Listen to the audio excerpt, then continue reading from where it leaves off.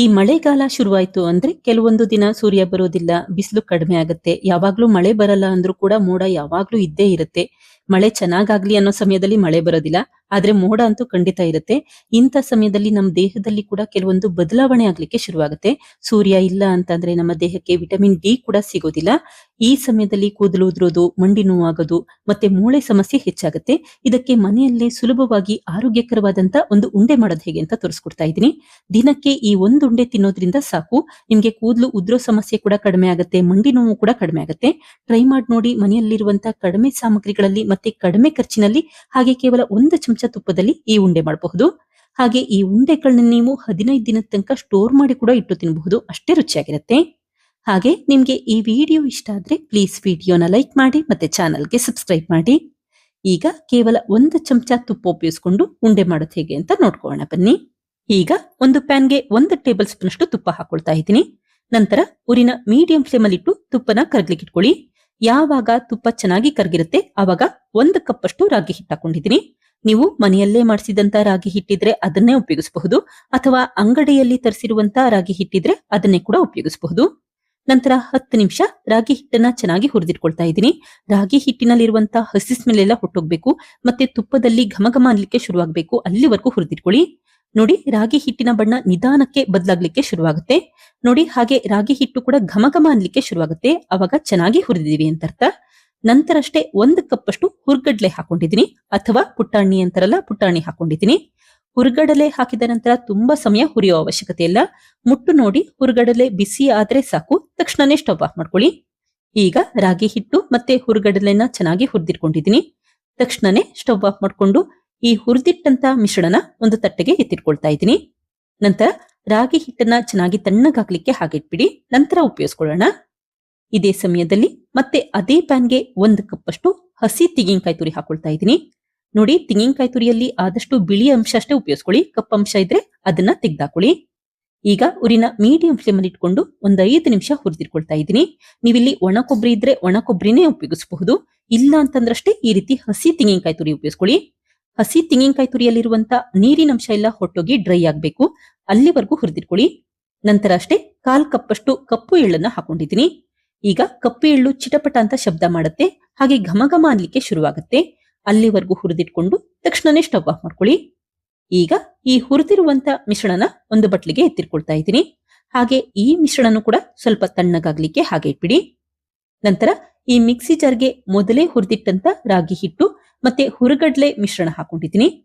ನಂತರ lid close ಮಾಡಿ ಆದಷ್ಟು ನುಣ್ಣಗಾಗ್ಬೇಕು, ಅಲ್ಲಿವರೆಗೂ ಪುಡಿ ಮಾಡಿಟ್ಕೊಳ್ಳಿ.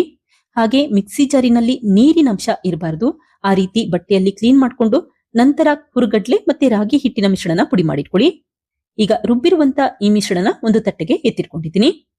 ನಂತರ ಮೊದಲೇ ಹುರಿದಿಟ್ಟಂತ ಕಪ್ಪು ಎಳ್ಳು ಮತ್ತೆ ತೆಂಗಿನಕಾಯಿ ತುರಿನೂ ಕೂಡ ಹಾಕಿ ರುಬ್ಬಿಟ್ಕೊಳ್ತಾ ಇದ್ದೀನಿ. ಹಾಗೆ ಎಳ್ಳು ಮತ್ತೆ ತೆಂಗಿನಕಾಯಿ ತುರಿನ ತುಂಬಾ ನುಣ್ಣಗೆ ರುಬ್ಲಿಕ್ಕೆ ಹೋಗ್ಬೇಡಿ, ಸ್ವಲ್ಪ ತರಿತರಿಯಾಗಿ ರುಬ್ಬಿಟ್ಕೊಳ್ಳಿ. ನೀವು ತುಂಬಾ ನುಣ್ಣಗೆ ರುಬ್ಬಿಟ್ರೆ ಎಳ್ಳು ಮತ್ತೆ ತೆಂಗಿನಕಾಯಿ ತುರಿಯಲ್ಲಿರುವಂತ ಎಣ್ಣೆ ಬಿಡ್ಲಿಕ್ಕೆ ಶುರುವಾಗುತ್ತೆ, ಹಾಗಾಗಿ ಸ್ವಲ್ಪ ತರಿತರಿಯಾಗಿ ರುಬ್ಬಿಟ್ಕೊಳ್ಳಿ. ಈಗ ಈ ರುಬ್ಬಿರುವಂತ ಮಿಶ್ರಣ ರಾಗಿ ಹಿಟ್ಟಿನ ಮಿಶ್ರಣಕ್ಕೆ ಹಾಕಿ ಎತ್ತಿಟ್ಕೊಂಡಿದ್ದೀನಿ. ನಂತರ ಮತ್ತೆ ಅದೇ ಪ್ಯಾನ್ಗೆ 1/2 ಕಪ್ ಅಷ್ಟು ಅಗಸೆ ಬೀಜನ ಹಾಕೊಳ್ತಾ ಇದ್ದೀನಿ. ನಂತರ ಉರಿನ ಮೀಡಿಯಂ ಫ್ಲೇಮ್ ಅಲ್ಲಿ ಇಟ್ಕೊಂಡು 1 ನಿಮಿಷ ಅಥವಾ 2 ನಿಮಿಷ ಹುರಿದಿಟ್ಕೊಳ್ಳಿ. ಅಗಸೆ ಬೀಜ ಈ ರೀತಿ ಚಿಟಪಟ ಅಂತ ಶಬ್ದ ಮಾಡುತ್ತೆ, ಮತ್ತೆ ಘಮ ಘಮ ಅನ್ಲಿಕ್ಕೆ ಶುರುವಾಗುತ್ತೆ, ಅವಾಗ ಚೆನ್ನಾಗಿ ಹುರಿದಿದೀವಿ ಅಂತ ಅರ್ಥ. ತಕ್ಷಣನೇ ಸ್ಟವ್ ಆಫ್ ಮಾಡ್ಕೊಂಡು ಒಂದು ಪ್ಲೇಟ್ಗೆ ಎತ್ತಿಟ್ಕೊಳ್ತಾ ಇದ್ದೀನಿ. ಹಾಗೆ ಈ ಹುರಿದಿರುವಂತ ಅಗಸೆ ಬೀಜನ ತಣ್ಣಗಾಗ್ಲಿಕ್ಕೆ ಹಾಗೆ ಇಟ್ಬಿಡಿ. ತಣ್ಣಗಾದ ನಂತರ ಮಿಕ್ಸಿ ಜಾರ್ಗೆ ಹಾಕೊಳ್ತಾ ಇದ್ದೀನಿ. ನಂತರ ಲಿಡ್ ಕ್ಲೋಸ್ ಮಾಡಿ ನುಣ್ಣಗಾಗ್ಬೇಕು, ಅಲ್ಲಿವರೆಗೂ ರುಬ್ಬಿಟ್ಕೊಳ್ಳಿ. ಅಗಸೆ ಬೀಜ ಬೇಗ ನುಣ್ಣಗಾಗುತ್ತೆ. ನೋಡಿ, ಈ ರೀತಿ ಚೆನ್ನಾಗಿ ನುಣ್ಣಗಾದ್ರೆ ಸಾಕು, ತಕ್ಷಣನೇ ಎತ್ತಿಟ್ಕೊಳ್ಳಿ. ಈಗ ಹುರಿದು ಪುಡಿ ಮಾಡಿರುವಂತ ಅಗಸೆ ಬೀಜನ ಈ ರೀತಿ ರಾಗಿ ಹಿಟ್ಟಿನ ಮಿಶ್ರಣಕ್ಕೆ ಹಾಕೊಳ್ತಾ ಇದ್ದೀನಿ. ನಂತರ 1/4 ಟೀ ಸ್ಪೂನ್ ಅಷ್ಟು ಏಲಕ್ಕಿ ಪುಡಿ ಹಾಕೊಳ್ತಾ ಇದ್ದೀನಿ. ಏಲಕ್ಕಿ ಪುಡಿ ಹಾಕೋದ್ರಿಂದ ಈ ಉಂಡೆಯಲ್ಲಿ ಒಂದೊಳ್ಳೆ ಫ್ಲೇವರ್ ಇರುತ್ತೆ ಅಂತಷ್ಟೇ. ಈಗ ಚೆನ್ನಾಗಿ ಮಿಕ್ಸ್ ಮಾಡಿಟ್ಕೊಳ್ಳಿ. ನಾನು ಮೊದಲೇ ಹೇಳ್ದಾಗೆ ಈ ಉಂಡೆ ಮಾಡ್ಲಿಕ್ಕೆ ಬಾದಾಮಿ ಉಪಯೋಗಿಸೋ ಅವಶ್ಯಕತೆ ಇಲ್ಲ, ಗೋಡಂಬಿ ಕೂಡ ಉಪಯೋಗಿಸೋ ಅವಶ್ಯಕತೆ ಇಲ್ಲ. ಕಡಿಮೆ ಖರ್ಚಿನಲ್ಲಿ ಉಂಡೆ ಮಾಡಬಹುದು. ಉಂಡೆ ಅಂತೂ ತುಂಬಾನೇ ಹೆಲ್ದಿ ಆಗಿರುತ್ತೆ.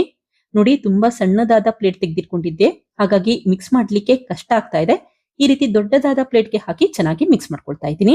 ಹಾಗೆ ಮಿಶ್ರಣದಲ್ಲಿ ಈ ರೀತಿ ಸಣ್ಣ ಪುಟ್ಟ ಗಂಟುಗಳಿದ್ರೆ ಅದನ್ನ ಕೈಯಲ್ಲಿ ಒಡೆದು ನಂತರ ಮಿಕ್ಸ್ ಮಾಡಿಟ್ಕೊಳ್ಳಿ.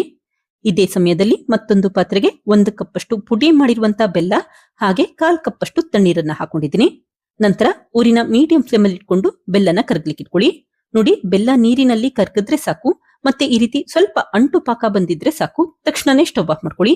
ಒಂದೆಳೆ ಪಾಕ ಬರೋದ್ ಬೇಡ, ಮತ್ತೆ ಗಟ್ಟಿ ಪಾಕ ಕೂಡ ಮಾಡೋದ್ ಬೇಡ. ಈ ರೀತಿ ಸ್ವಲ್ಪ ಅಂಟು ಪಾಕ ಬಂದಿದ್ರೆ ಸಾಕು.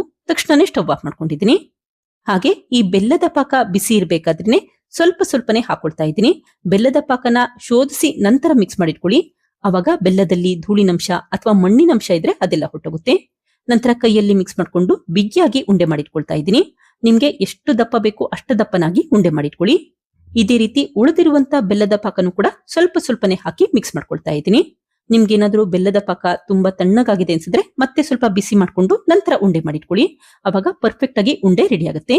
ಹಾಗೆ ನಾನು ಮೊದಲೇ ಹೇಳ್ದಾಗೆ ದಿನಕ್ಕೆ ಒಂದು ಉಂಡೆ ತಿನ್ನೋದ್ರಿಂದ ನಿಮ್ಗೇನಾದ್ರೂ ಮೂಳೆ ಸಮಸ್ಯೆ, ಮಂಡಿ ನೋವಿನ ಸಮಸ್ಯೆ ಮತ್ತೆ ಕೂದಲು ಉದುರೋ ಸಮಸ್ಯೆ ಇದ್ರೆ ಕಡಿಮೆ ಆಗುತ್ತೆ.